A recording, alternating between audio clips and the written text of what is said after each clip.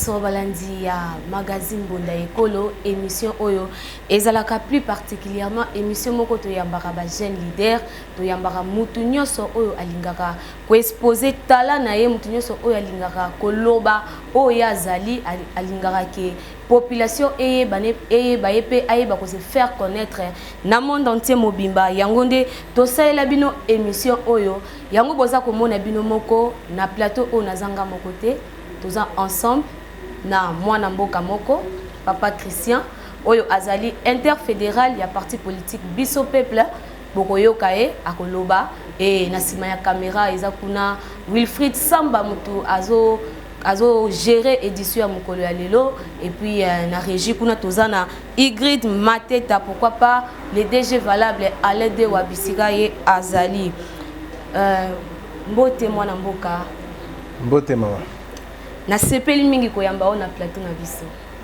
tayi peza esengo pona ngai naza sike zamba la liboso pe ya suka te ce qu'on permettre merci beaucoup est-ce que koki ko se présenter la population baye bayo ngai kombo na ngai Christian Ngimbi Congo originaire ya Congo central précisément na Mayombe papa Muyombe mama Momboma Mutamatadi bango mibale baza en vie. Voilà, sinon na salle ba classe nanga na collège Boboto secondaire na Keki Santo apena ko zonga les sous na collège Boboto na te ko évoluer na Libanda place pena swaki bac et puis diplôme ya marketing na université na salle pe ba spécialisation en domaine en sécurité donc je peux dire je suis spécialiste en domaine pour état de sécurité. Voilà. Ça fait 12 ans que je suis rentré au Congo, à Kinshasa précisément pour travailler. Dans le parcours, on a assisté à la classe, on a salaki tant au moment na immobilier, donc on a eu un immobilier malamu.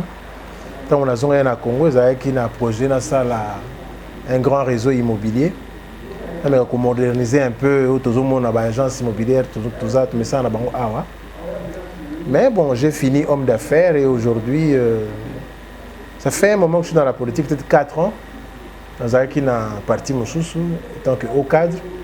Après, tant que je peux player, dans ma candidature Sika, dans mon Zagi Malam Ponanga, dans la membre de la parti Obiso Peuple, toujours pour l'intérêt de la population. Merci Papa Christian, homme d'affaires, vous savez, Makambo Belé, et les lois qu'on s'est retrouvés dans la politique. Naébité, et tant que homme d'affaires, ni n'a pas poussé au côté de la politique. Bon, la politique, c'est locaux, ils ont dit katinanga. Na s'intéresse à mingi na actualité, na s'intéresse à mingi na makambo ezoleka. Na za vraiment, on va dire, na za des patriotes. Na lingi mboka na mingi. Parce na komona na kotala na musika. Bon.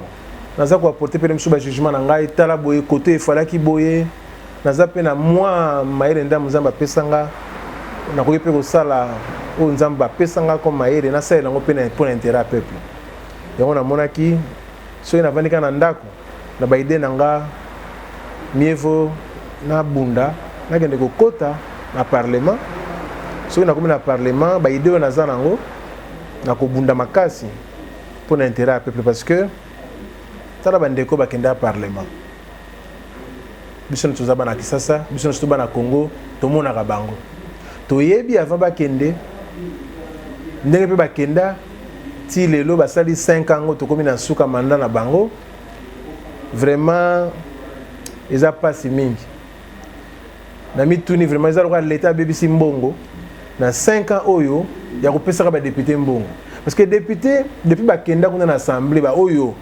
toponaki na bangvule leki depuis bakenda na assemblée nanu na yo kité balobe de intérêt population nanu na yo kité kuna na assemblée batondi o te mai na Congo to lembi régi réseau boye na yo ki angoti mai kutu lelo ko malamu na makanisa makonza mboka yemo ko alobi te bo abongisa tozomona mo évolution na likamuna mai courant mo été soko tozonga na ndako fo bengaka allo est-ce que courant kuna ndenge nini oza déjà stressé député à l'obéda rangote mabulu eleki na mboka député azoloba te ko député musana bango nini ba souci ba population oyo fo bango ba lobela kuna na assemblée ba lobaka te soki assemblée etondi yaka pona omona ka likambo moko motion de censure pona ba longola mutu songolo pona ba intérêt na bango personnel mais pona intérêt à peuple ba député ba ose eloko te yango na biso peuple na makanisa sika toza nango toye po toyebisa population congolaise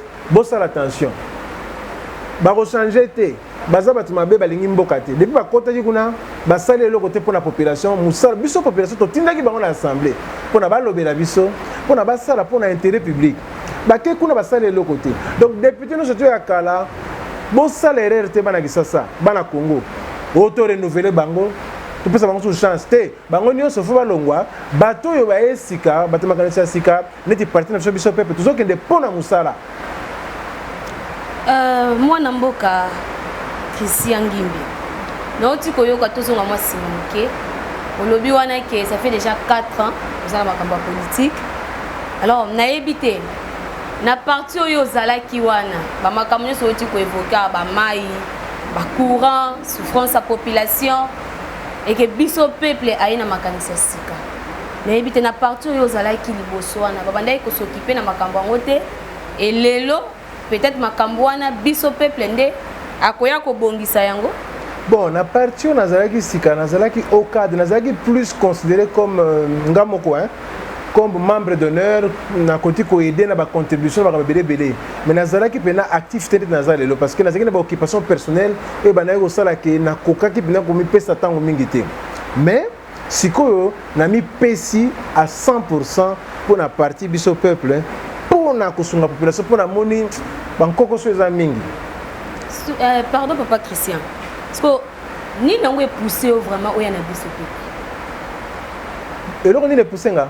Yo mo zo benga ngo biso peuple na se retrouver. Na ah, o eza parti pour na biso, pour na yo, pour na nga. Bana Congo nyonso, parti na bino yango biso peuple.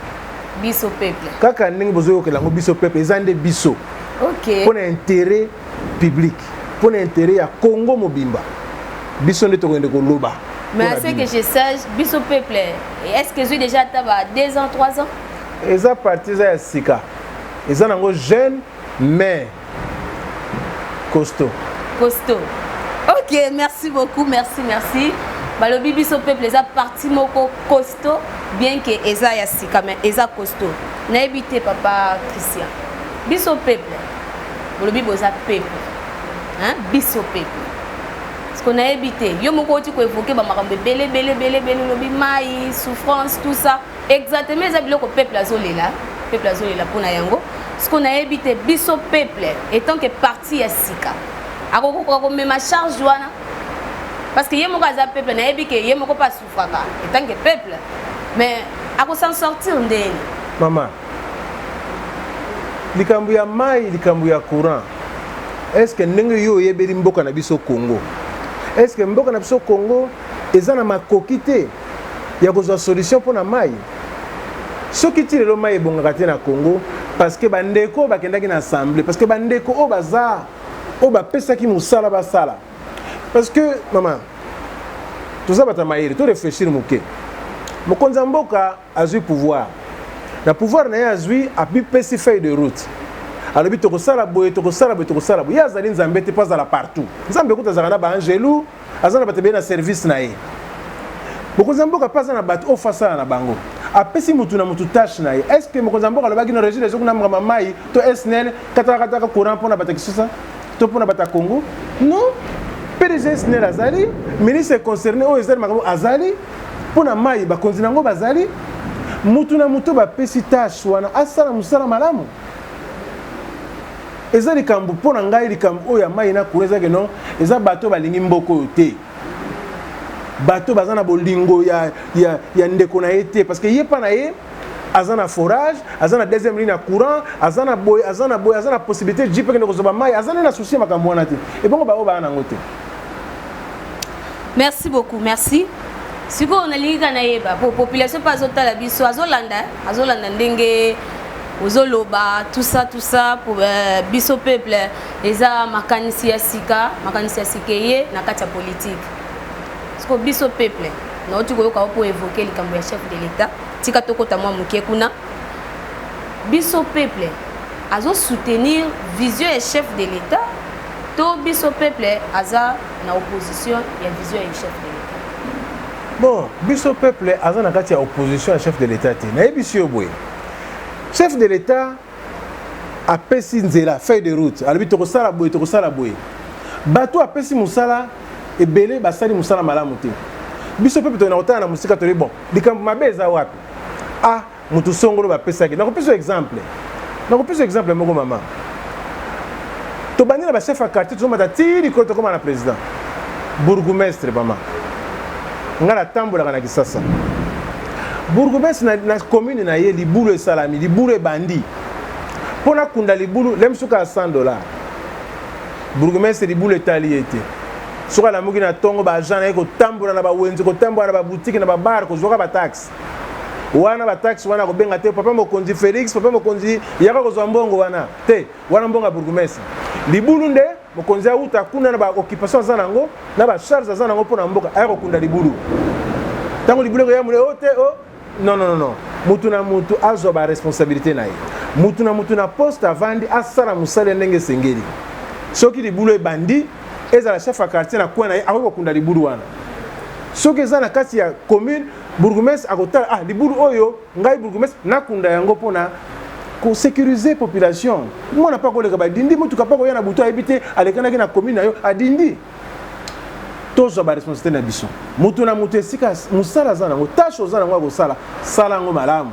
O mbongo ezate mwena sala ezate me bolingi pe ko longwa te. Soki mbongo ezate longwa batu musuba ya ko sala pona ko lokota ba taxe boza makasi me musala bolingi te. Yango to lingi suma kambwana te biso pepe tozali ko ya pona nyonso wana changer. Ngai soki admettons na za Bourgmestre na ko ba tâche o ngana ko sala na ko zelater ba problème s'accumuler et bon na zela gouvernement central na zela mokonza mboka bokomi ko attribuer mokonza mboka na makambo o ye asala te. Na lingi kaka na yeba tomoni depuis chef de l'État koti awa tozoki abandaki liboso na premier ministre Ilukamba population betaki maboka gouvernement koti alongwe avant longwa na population elelia elo kezo changer te to koti na Samba Lukonde 1 population leli changement ezate siko to komi na Samba Lukonde 2 na éviter papa Christian espoir ni nozo pesa na population par rapport à ba changement nezo salima ou peut-être bozo zelaka ke biso peuple akoma kuna pour que makambo changer ou bien boza déjà na ba solution par rapport ya ndenge zo leka kuna na kati ya gouvernement. Bon, mboka na biso Congo ezana ba problème ebele. Ba problème ebele o ebandi le loté oyo eumeli ezokoba. C'est vrai ata mokonzi to gouvernement et sali mwandambo to koloba te ke bazo sa eloko te ate sali mwandambo eza pasi poto monango parce que ba prome eleki tellement mingi mais eloko ngana go senga na ba oyo bazana ba responsabilité ba résoudre na ba problème oyo to komona o population ko ah mai pena kitoko po na tambola ki na sala mo expertise na ville ya Kinshasa côté kama mai ça va. Moi espoir parce que bande ko ko ndima ke note mai mikolo yo ba forme ko nzasali to moni yango na mai mais tout ça peut sur un problème à courant tout ça un problème à mabulu tout ça un problème insécurité ya ba kuruna tout ça un problème ya ba fulu zo tinda solo na mboka na ville ya Kinshasa ba problème sécurité ezali tout ça c'est une bonne volonté na ba oyo ba pesi ba charge wana mutu na mutu esika ta soka monike azoko kalika mbango te ba PC charge alors a démissionné na ye bato bazana mayele bato bazana bolingo parce que tout ça na problème mususu vraiment tout na problème ya bolingo ya mboka bolingo ya ville na biso Kinshasa tout ça na musala na bolingo ya ndeko na ngai azala pe bien kotala te kaka ngai na ndako na nga nazana groupe ata courir ke ça le côté et bongo voisin et bongo oyo mususu et bongo chauffeur na yotonga kozonga pa na ye et bongo bana misala na yo bazala kana mulili beka recharger téléphone ka suba yepa na yo non biso nsuba na mboka faut profiter mboka na mboka kitoko nde balobaka mboka elengi mboka Congo to profiter nango tozako tosenga beko muke mai courant nzeleza la kitoko soki nzeleza bien kamie uti bandundu uti bako meme maka fufu eketambola noki prix pas faut faire kita bande comme so baza misika kuna bakoya na makemba bakoya na biloko ndenge na ndenge mais ce que nzela malamu te umbeli na nzela ba charge yango pe ezo comment ba prix ezo élevé. Papa Christian nalingi nayeba un peu awa toza le siège national ya biso peuple. Tout à fait. Na commune ya Kitambo siko biso peuple ezo se limiter kaka awa na commune ya Kitambo to pe kaka awa na ville ya Kinshasa ou bien bozo kende partout. Biso peuple to utaki ko sala kufongola bureau na biso na Mbujimai tozo kende na Sankuru mais to kubandana na ba Congo Congo central hein tozo kende na Congo central awa ko implanter biso peuple to kende na Sankuru tozo kende malembe toza pona biso peuple moni peuple biso peuple zali Congo mobimba to boyi bato ya côté musuno balo bote biso peuple ngo balo beza pona population pona Congo mba mais ba se limiter ka côté boy tozo kende malembe pona to kanga ba région surtout ya Congo. OK, on va profiter to kosenga kuna na régie ba balancer biso nano élément ya biso peuple kuna na Kasai ndenge nini bakende ko sala installation ya parti kuna na province ya Kasai oriental plus précisément na ville ya Mbujimai.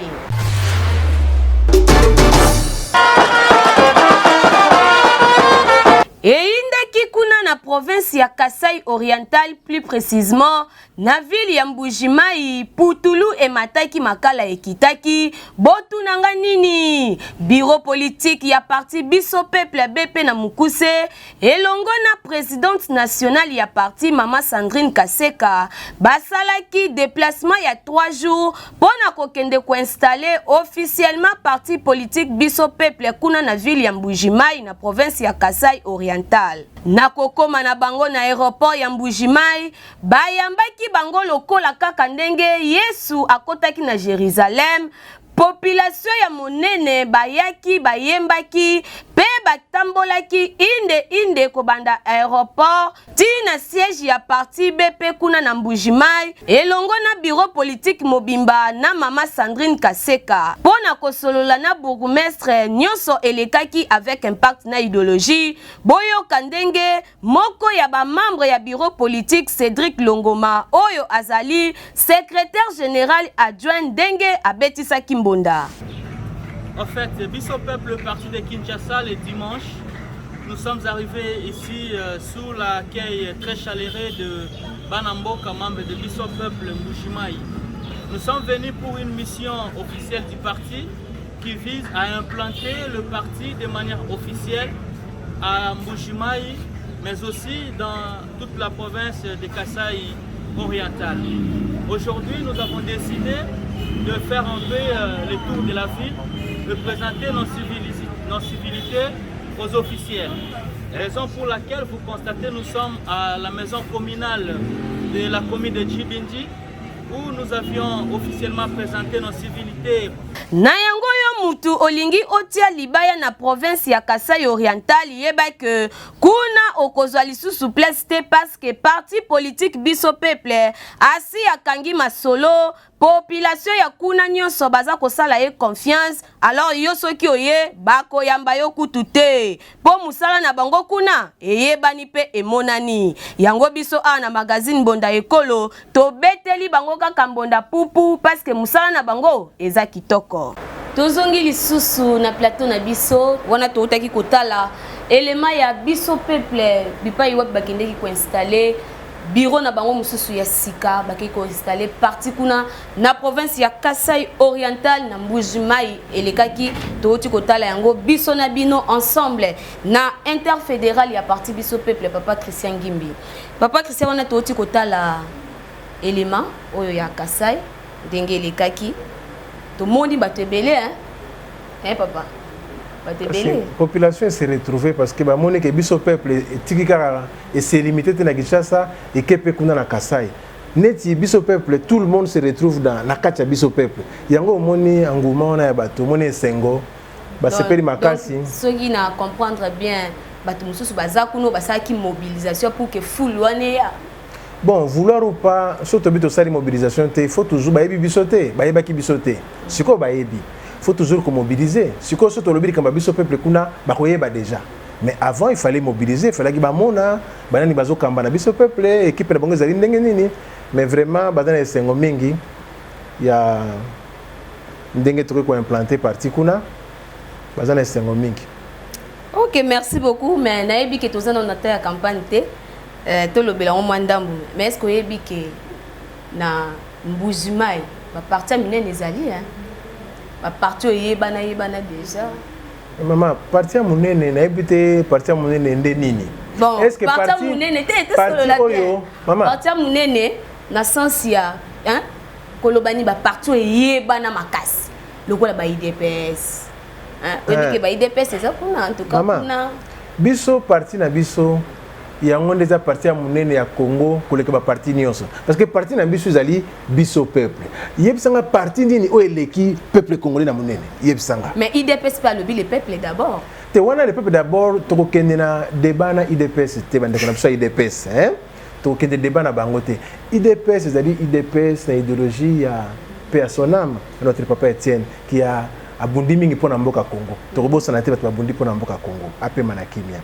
IDPS est parti munene pona soutien ya mokonzi biso tozali biso peuple tozali pe ko bunda pona mboka ezala malamu uzona na mama biso toza pona Congo mobimba pona population nous surtout Congo congolais nous azako se retrouver na kati ya biso parce que biso tozokende ko bunda pona peuple congolais vraiment pona peuple congolais ezateke ndenge ya tomona ka bato ba lobby après ba ko changer biso vraiment tozoko veiller nango ngai moko responsable ville ya Kinshasa naza ko veiller penza na likambo oyo ya bakende ko bongwa na te soko goûter moi muke obongwa ni te ah tokende soko goûter moi muke obongwani papa aza a na ville ya Kinshasa to biso surtout toyebi hein et surtout que kalaté tozoko na ba campagne population azalaka soko pese moi 5000 aye moi polo aye siko biso peuple na ebité oti ko évoquer le makanisi ya sika bino pe bokolanda lokolo te bon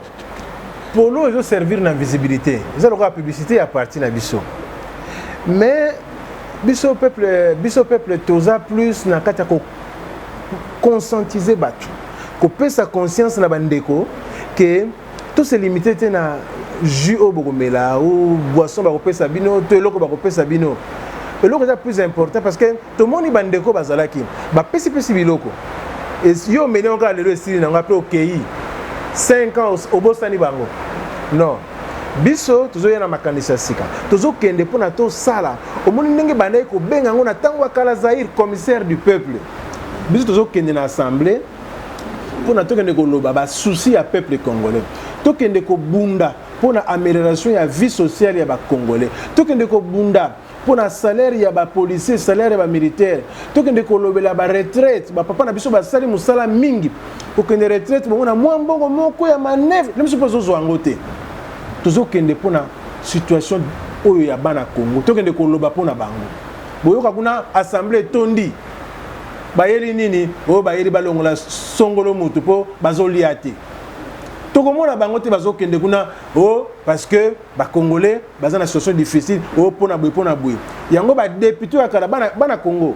boyoka malamu bana Congo ba député na surtout ba lekaki bo sala erreur te ya ko élire bango lisusu batika la lisusu parce que ba ko changer te ba sali 5 ans ata mukoro moko te ba lobi pona bino bobo sana bango biso peuple to na makanisa sika tuza ko ya pona osala musala biso na kati assemblée toto koti mbala moko likamuna courant to telemelango likamuna mai partout fo mwana surtout ya mboka Congo a bénéficier na mai to ko telema likamuna mabulu to ko telema likamuna nzala to ko telema ba mama zandu ba bengani ba kuna na zandu o ba do moderniser zandu tire le zandu ya raté biso peuple to ko bengisa gouverneur yaka likamuni parce que gouvernement provincial do sa musalate bazo bengisa te ba tuna pona nini zandu ezate pona nini ba mama ba osalisa bana na bango biso tozana poto loba to bana ko loba tozapena ba solution ya musala pour na changer mes sala papa Christian Mutuna moko ya muke a na ville province ya Kinshasa yo moko fandaka plus précisément na district ni Lukunga na Lukunga OK papa Christian fandaka na Lukunga naebite. Est-ce que déjà na quartier na yo aussi osala déjà quelque chose ndenge ozoloba wana tout ça mabulu ezalate loko boye ezalate? Est-ce que osolaka pe na population ya contre na yo étant qu'un politicien? Bon, au moins na lukunga okovanda ozoyeba oyibi pe voisin te. Okovanda oyibi pe mutu mutaza na lupangu na ye boye boye. Mais naza pe na bibisika nanga kote ya changu. Kuna kote ya changu naza na lukunga naza pe na changu. Kote ya changu naza na facilité ya kosolola na bandeko. Tokutanaka tosololaka. Mais na kote ya lukunga oto kangami lupangu toyebani. Mais ça moi difficile na façon na banga kovanda ya kokende kobetaka na ba porte onga naza politicien nga naza boye nga naza boye. Non, mais moi je m'intéresse plus na bato ya changu parce que naza na mabele kuna naza na bisika kovanda na bisika kolala kuna na changu. Na changu na facilité ya kosolola. OK, papa oza na facilité ya kofanda na changu ya koyeba bato ya changu. Mais est-ce que yo moko yebi changu? Changu eza munene. Mama nayebi changu lina yebi so wapi? Bon, nayebi changu mama. Changu eza munene. Nayebi changu lobi kutu nazalaki na utaye kotambola esalinga pasi mingi komona nzela ya cimetière ya Kimbantseke tio koma na Sainte-Thérèse. Na salango aller-retour moto makolo moto mama ezunga à peu près 3 heures de temps kokende kozonga ezaloka na uti na province esalinga pasi mingi na motema komona ba image onga na monaki eza pasi vraiment un petit coucou na bato ya changu ya bato bavandi kota Kimbantseke o bazomona pasi ya kolamuka chaque tongo pona ba kosala musala na ville na comprendre calvaire ba monaka vraiment na dosenga na bakonzi ya mboka batala likambo yo gouverneur agene kotala nzela wana. Papa Christian, osolaka na population ya changu ezaka na bato ya changu, mais est-ce que basala ko pe confiance po bango population ekomo baye surtout kuna na changu ezo baye bazo baye makasi mais biso tolimbi ba politicien, mais est-ce que yo moko boye pe ozalaka na temps ezo lobby pe boye ba na changu bayoki? Bon maman, omoni ba discours basi bayoki mingi tozande na besoin musala poto sala musala il faut bapona biso tokende na assemblée boye moye bayeba biso ata to convaincre na maloba parce que yo kasi bato balekaki yo basali 5 ans bayebi pe koloba ti baloba pe maloba kitoko mais congolais ayoki mingi na kama maloba basala biso confiance toye na makanisa sika toye na likambo ya conscience likambo ya bon sens ya kibomoto na kati ya kibomoto. Est-ce que vraiment mama yebi sangana lopena bien soki lelo okende na assemblée bavantage oyo baza nango na oza na vie ya malamu te? Est-ce que na assemblée soki okei oki kotelemela likambo ya mai likambo ya courant likambo ya pasi ya bacongolais likambo ya transport nde olongwe député bakofuta osu te? Merci beaucoup Papa Christian, merci beaucoup Mwana Mboka Christian Ngimbi na yebisaki bino ke aza interfédéral ya parti politique Biso Peuple. Papa Christian, ta la caméra wana sola mukie quelques minutes yona bana changu. Bana changu na yebi basusi na bino na yebi pasi na bino na tambolaki na changu soki nazwi mwa temps na yaka de temps en temps na changu pona comprendre na boyi babete na ngai lisolo na comprendre parce que changu ya koleka kaka na ke kote ngai mabere eza kuna eza ndenge moko te na kota na ba quartier kote ba moto kota makolo na kendaka partout na tamboli na changu na moni ba difficulté boza nango basika courant oyo eza soki ekweika boye mutazio ngai mawa mingi na moni ba difficulté na moto eza na pasi pona eleka nzela eza te courant mawa mai ebandi kosamelore muke na oyo nini basali sika mais ezokoma pe partout te pasi na bino ngai na yebi yango mais pona nakende nasala musala malamu pona kende koloba makambo oyo pona intérêt ya changu fona kende na assemblée po lelo boya tana lobi na ngai ekesimba te fona kende na assemblée fo bino pona changu opona ngai bo élire ngai tant que député na okende koloba pona bino bo banga te parce que boyoka pe batu baloba ba promettre bino ba changer ngala ko changer te naza vrai patriote nazo kende pona intérêt à population. Merci beaucoup, merci bana mboka bana Congo bana kin. J'espère que bauti kolanda biso ensemble na mwana mboka Christian Ngimbi oyo aza interfédéral ya parti politique biso peuple tolobeli ba makambo ebele kasi esengeli pe boyeba ke bo se laisser faire te na makambo ya politique ya kozela kaka 5000 ba corrompre bino na basaki ya loso na ba polo na ba biloko moko ezanga tina alors ke koleka kasi bosala ba choix ya malamu bien que tozana na campagne électorale te mais tozo senga na bino bana mboka bozala na conscience ya koyeba ke esengeli to pona mutu ya malamu. Merci beaucoup na bino nyonso bozalaki ebele parce que nayebi ke bosala ka biso confiance sala ka magazine Bonda Ekolo confiance ya kolanda ka biso tango nyonso parce que biso awa to kosa ka bino te to yesa ka ya ko présenter oyeza vision na yo otalisa yango pour que population pe eyeba yo eyoka yo. Merci na sima caméra zaki Wilfried Samba na régie kuna zaki Igrid Mateta pe na bosanité le grand DG Alain Dewa. Merci na bino nyonso ngana bino to kutana prochaine. Thank you.